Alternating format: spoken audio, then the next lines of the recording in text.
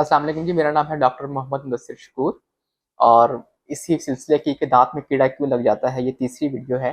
पहले 2 पार्ट हमने बनाए हैं और अपलोडेड है, इसको आप देख सकते हैं।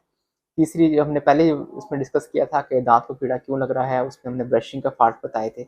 सेकेंडरी हमने दूसरी वीडियो में बताया था कि फ्लॉसिंग कितनी अहम है और जब आप फ्लॉसिंग नहीं करते तो क्या इशू आता है और दांतों के दरमियान खता साफ कैसे होती है। तीसरी चीज़ जो आपने करनी है, आपने ब्रशिंग भी की, उसके बाद आपने फ्लॉसिंग भी बहुत अच्छे से की, उसके बावजूद मुंह के अंदर कुछ एरियाज ऐसे हैं जो रह जाएंगे, उनको साफ कैसे करना है।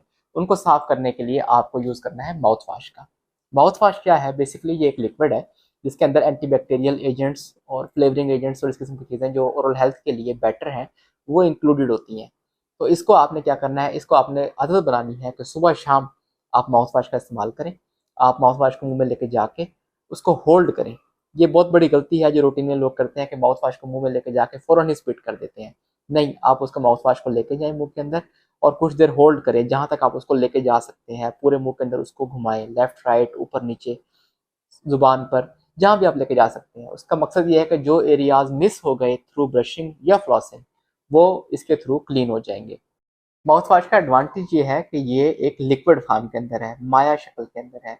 तो माया आपको पता है कि उसके अंदर फ्लो की प्रॉपर्टी होती है, वो बह जाता है। तो इससे फ़ायदा ये होता है क्योंकि ये लिक्विड है, ये मुंह के अंदर हर वो जगह जहाँ पर आपका ब्रश या आपकी फ्लॉस नहीं पहुंची, वहाँ ये बह जाएगा और उसको रिलीफ देगा। इसके अलावा ये मुंह की जो स्मेल है उसको भी, क्योंकि इसमें एजेंट्स होते हैं जो ब्रेथ को रिफ्रेश करते हैं, तो उससे आपके जो मुंह की स्मेल है उसका भी इशू काफ़ी कम हो जाता है। जब आप पेस्ट करेंगे अच्छे तरीके से, उसके बाद फ्लॉसिंग करेंगे और फ्लॉसिंग के बाद जब आप माउथ वॉश करेंगे तो आपके कीड़े लगने का चांस तकरीबन 90% तक कम हो जाएगा। क्या यही काफ़ी है? ये भी काफ़ी नहीं है। इसके अलावा जो सबसे अहम बात है कि आपको कोई इशू डेंटल है या नहीं है, आपको कोई प्रॉब्लम है या नहीं है। नेशनल हेल्थ सर्विसेज इंग्लैंड की ये रिकमेंड करती हैं कि आपको बिला उज़र, चाहे आपको कोई इशू नहीं है, साल में at least 2 times every 6 month dentist के पास जाना है और अपना जनरल चेकअप करवाना है। जनरल चेकअप इंतहाई ज़रूरी है क्योंकि अक्सर ऐसा होता है कि जब इशू का पता लगता है, जब बीमारी का पता लगता है, उस वक्त तक उसकी काफ़ी हद तक वो बीमारी बढ़ चुकी होती है।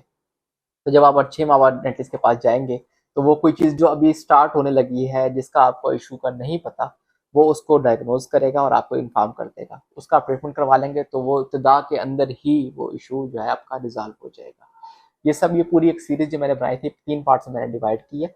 इसमें पहला इशू मैंने ब्रशिंग का, दूसरा फ्लॉस का और तीसरा ये माउथ वॉश का और चौथा डेंटल चेकअप का। जब आप सब चीज़ें लेके चलेंगे तो इंशाल्लाह पूरी उम्मीद है कि आपको दांतों का इशू नहीं आएगा या इंतहाई कम आएगा। Thank you very much. अल्लाह हाफिज़।